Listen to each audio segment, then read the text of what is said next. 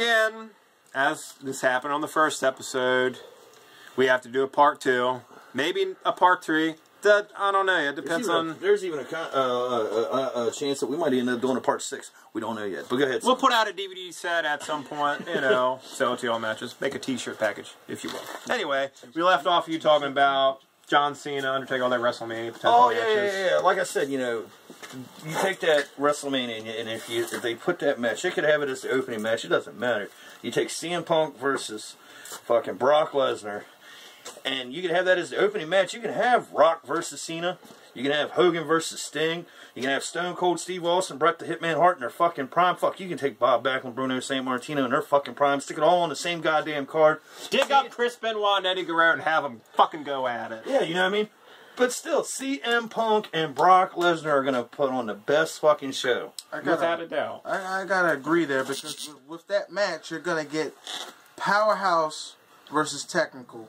You're going to get technical versus chain wrestling. Classic story of the irresistible force meeting the immovable object. That's right. What you're going to get there is what a lot of people don't...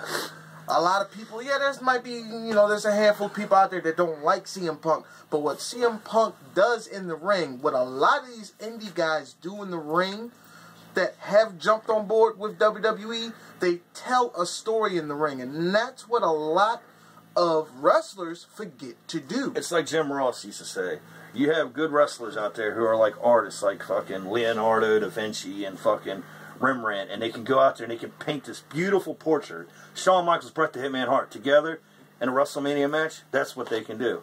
And, you know, I can see that with guys like CM Punk versus Brock Lesnar, Dolph Ziggler versus fucking, you know, Lance Storm, if you brought him back. Or, you know, Daniel Bryan. Dolph Ziggler, Daniel Bryan, dude, I think that would be like a Shawn Michaels. It would tear the house down. No question. Dolph Ziggler versus CM Punk. Yeah, that'd be another good match.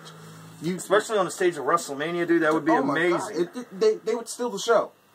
Just like when Money in the Bank ladder matches, how they used to go on, but WWE stopped doing that because they stole the show. That's right. You know, and if you're out there watching this, WWE, like I know you like to do, because you had a couple of my fucking videos taken down on my YouTube account. If you're watching this, bring back Money in the Bank ladder match at WrestleMania, and bring back Shelton Benjamin, because I know he's on the scene. We want him back. Yep. If you're going to bring back Shelton Benjamin, I'm sorry, you got to bring back John Morrison. You've got to bring back John Morrison. Carlito. As a matter of fact, a match I've been wanting to see that hasn't happened, that would be a hell of a dream match. You take John Morrison and you take CM Punk and you put them on a main event. You put them at WrestleMania, you stick them on a main event, and I guarantee you that you would have one hell of a match. You know, that's like... you take Kofi Kingston and you take... What's that boy's name? Dang it, I'm drawing a blank here. I can't remember his name. I know it's... Too many chair shots to the head, ladies and gentlemen. It's the price he pays for this business. Yeah, pain in the ass sometimes. Too many chair shots. I got to count to 3. Make sure I ain't seeing double. All that other good stuff. But, you know, you take your indie guys that you know that are going to put on good matches, and you put them on that scale because, for one, you know they're ready for it. 2, take all them damn dinosaurs off your freaking match cards and start using fresh people, damn it. And not to mention, if you notice out there, WWE fans are getting smarter. They know now who they want to cheer for. You take a guy like Ziggler, who is the classic heel, you can listen to that crowd chant that man's name. Why are they chanting his name? Because he's that damn good. Same way with Daniel Bryan. He was trying to be a heel for a while. What happened? They cheer for him. Because they know these guys are talented. They know they can talk on the mic. They know they can out-wrestle anybody on that fucking roster. Yeah, I'm sorry. John Cena can be your poster boy. But you take a guy like Daniel Bryan, could out-wrestle him in a heartbeat. I'll even say ROH guys. Tell you what, if WWE was smart, you'd sign Davey Richards in a heartbeat. Those of you who don't know Davey Richards, YouTube, Davey Richards, Ring of Honor, enough said. You will thank me for the visual orgasm you will have when you watch that man wrestle. He personifies intensity, wrestling technicality. I mean, just Davey Richards, that's all. But we're getting off on a rant again, which we don't want to do. So, We've covered TNA, we've covered WWE potential WrestleMania matches. Now we're going to move on to something dear to Axel's heart. That would be XCW, upcoming news and events going on with that. As I've told y'all before, there's going to be changes and new things coming, more things changing in XCW. As of right now, I made an announcement a while back that J-Pac was coming back to XCW. I have the bad job of having to tell you people that J-Pac will not be in XCW. J-Pac is done with wrestling. We will never see J-Pac in a wrestling ring again. Sometime in the near future, we will have Izzy Insane on this show. Don't know if we're going to have him as Izzy Insane or as his masked character, which I can't use his name because I don't want to get sued by this man's company that he works for. Certain people, you know, closer to Baltimore, not going to name names. But the first XCW show, for everybody who needs to know, will be in June, most likely at the typical place that XCW hosts shows at in Baltimore, Dundalk. Which, if you don't know where that is, you better fucking get on Facebook and start looking. But I want to take this time, me and Sonny would love to take this time and interview Mr. Drago here about his wrestling career, about that stiff punch that some wrestler, I'm not going to bring up his name, he's an asshole, you know, end up hitting him in the face, and, you know, other He EWA guys, yeah, EWA guys called him the new Bret Hart.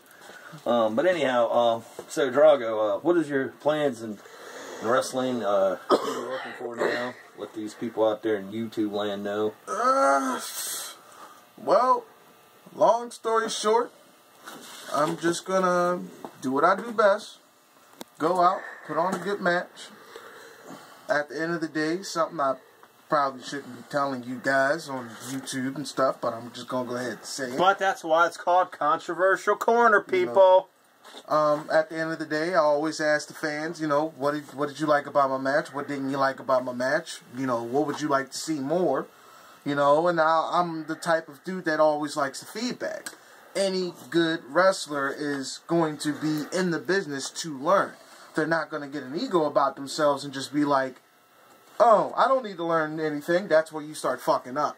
That's where the injuries start happening in the ring. Now here, something I want to know, something Axel wants to know is, you know, we're always looking for talent. We know you got a home at a certain promotion up north. But what are the chances of getting the talents of Drago coming to XCW, coming to work and wrestle in a real promotion, run professionally? What's the chances of us bringing you over? Let us know. Well, we can't give you in money. You know, we can give you in chances of title matches. I don't want to cause no red tape or anything. I don't want to get caught up in no politics or nothing. You know, I'm the type of dude that when it comes down to working a promotion, I'll come and work a promotion. You know, at the same time, I'm a wrestler. You know, if it's a chance to get my name out there, if it's a chance... No, let me correct that. If it's a chance to get other guys' names out there, you know, and give them the opportunity to be like, hey, you work this guy, or hey, you work this guy, I'm going to give them that opportunity. What he's saying, he's not afraid to go and do work for other people and without fear of being blackballed like certain people like to do. Yeah. You know, and unfortunately that comes with the politics of wrestling. You know, something I learned when I first got into the wrestling business was you be a wrestler, you don't get sucked into politics. It's not the wrestling that kills off the people, it's the politics of wrestling.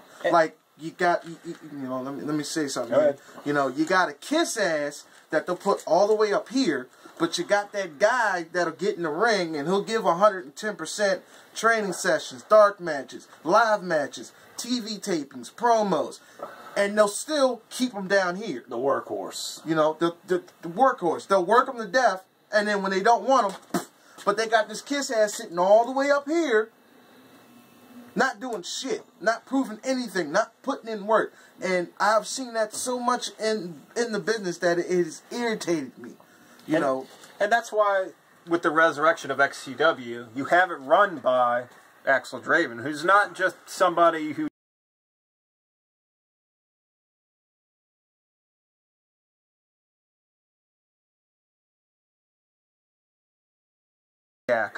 with Sharkboy. I mean, countless other names that you would recognize. Some you don't, some you do.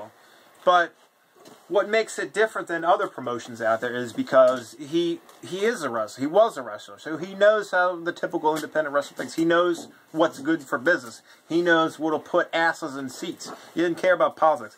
It's not about who's going to fucking shine his shoes or, you know, polish his car and all that shit. No, it's about who's going to go out there, put on a hell of a match and tell a story. Yeah, because, that's what it's about. You know, because at the end of the day, to be quite honest with you, what happens to a lot of people out here, and it happens to promoters and wrestlers and managers, people all alike that are in this business, they get what I like to call, or a lot of people like to call in business, ego blind.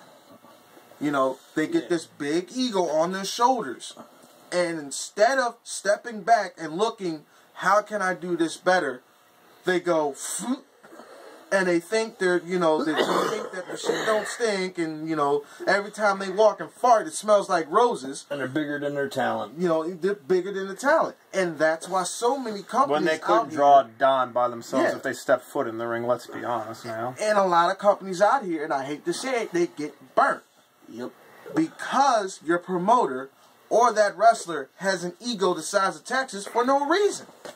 And it's guys out here like that that give guys that work their asses off in the ring a bad name.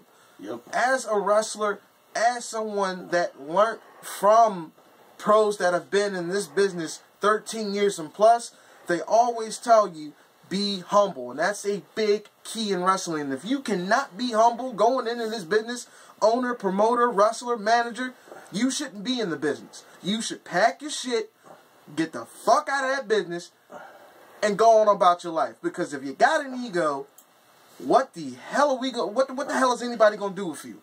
You're not Ric Flair. You haven't been in the business for 16 plus years. You don't have 20 plus titles under your belt. You know, you're not Triple H. You're not none of the guys. You're not in the Hall of Fame. You know, you got guys that have been in this business for 13 plus. Indie guys, 13 plus, that have not gotten on TNA, ROH, or WWE, that have put their names out there. And when they get up to these big scale places, they're like, who are you? And it's like, whoa, whoa, whoa, partner. You know, go check out YouTube. Go check out my tapes. Go see the work I do in the ring. Don't look at me for an ego. Look at me for what I can do in the ring. Exactly. As we draw to a conclusion of another fantastic, controversial corner episode, we have any final thoughts, gentlemen? Yes. I want to bring something up, and this has been eating at me, and it's been eating at Drago, and I know it has. Since that day when CWA did their thing, and you short counted me in a match, and I punched you, and actually stiff punched him, and I will admit that I was totally wrong on that part, but I noticed that once that happened, there was a chain of chants that people were running all over Facebook. And they were talking, they were hitting me up on, you know, cell phone, Facebook, Yahoo, whatever, that people want to see Draven versus Drago. And there's only one way that I would make that happen. Is if Drago comes to XCW for our first show in June, I will go ahead and take off the dress slacks, I will unbutton the dress shirt, I will put the camo pants on, I will come out there sleeved out, in tattoos, bald head and all, and we will have that dream match. But it's up to you people on YouTube. Me and Drago are going to sit back. We're not going to go back and forth with promo videos. We want you people on YouTube who watch this, let us know, do you want to see Axel Draven, the King of Controversy, versus Drago at the first XCW show? I don't care if you're wrestlers, if you're marks, whatever. Let us know. Comment on the bottom of the page, or hit his Facebook up, hit my Facebook up. It doesn't matter. But this is the end of Controversial Corner. Until next time, you got the King of Controversy himself, Axel Draven, and my man, Sonny Suicide, and our guest, Drago, sending peace out to all of y'all.